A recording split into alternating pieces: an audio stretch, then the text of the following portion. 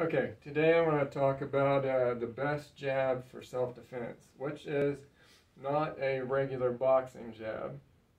Um, Actually, eye jab is going to be much more effective, and anyone can do it and be effective with it.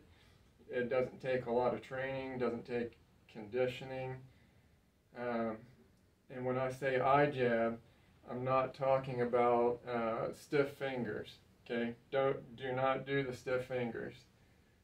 I know a lot of traditional schools, especially, will teach that, but the problem with that, you stiff finger, even if you're trying to hit a soft target, say you hit the forehead, that's a very hard target. You hit the forehead with your fingers, you have a problem. There are people who do a lot of conditioning, spend a lot of time conditioning to be able to use something like a slightly bent stiff finger technique for things, but the time and energy that you spend on that is really, you could be spending on more important things. So instead, the eye jab I'm talking about is just like you're just going to reach out and touch somebody. That's it. That's all you need. We're not trying to do serious damage to the eyes. We're just trying to blind them for the moment. Just like if you get something in your eyes, or you see in pro fights sometimes, especially like MMA fights, someone's finger accidentally gets in their opponent's eyes and they're blinded. You know, same thing. I'm not trying to gouge an eye out or anything like that, just making contact with the eyes. And then you can either follow up from there, or if you want to take off, take off. So just keep that in mind. Don't want to stiffen the fingers. It's just flicking the fingers out. That's it. Do not stiffen them up. And also, this is just for self-defense. Do not do this with your buddies playing around. Don't do it to someone over just some BS reason or something. This is just for self-defense. So do not just jack around with this and accidentally hurt somebody, because there is a potential you could do some damage to somebody's eyes. So not as likely as it would be if you, of course, jam your finger in someone's eyes or something, but just even touching, like if your fingernails are long or something, you might do some damage there. So be careful when you're training this. And speaking of training this, there are different ways to train it. You could hang a piece of paper, you could hang a towel, because those things are going to have some give.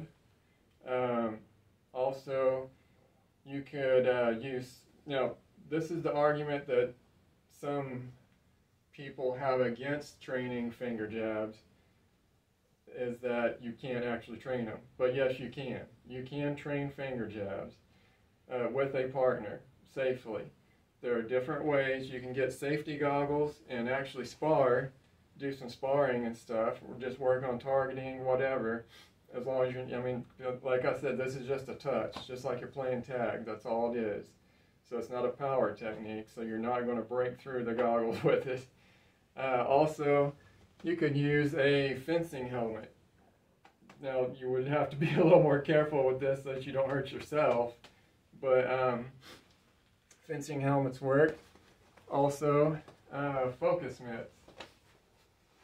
Focus mitts aren't going to, like I said, this is just for touch, all right?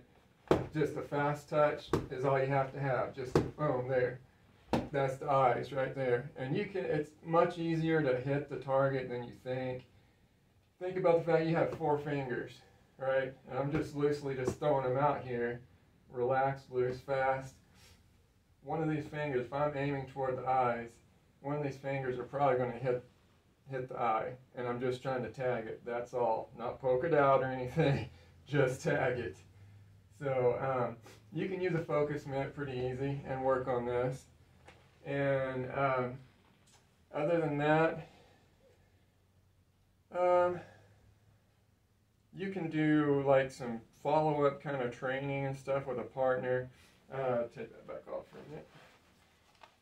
For instance, if you're squared off here, you could just work on your follow-ups. For instance, if I throw the jab and the person flinches, well then I know I could follow to the body here. You know, if I throw this and they flinch, I could just push them and run. There's a lot of different techniques you can do here.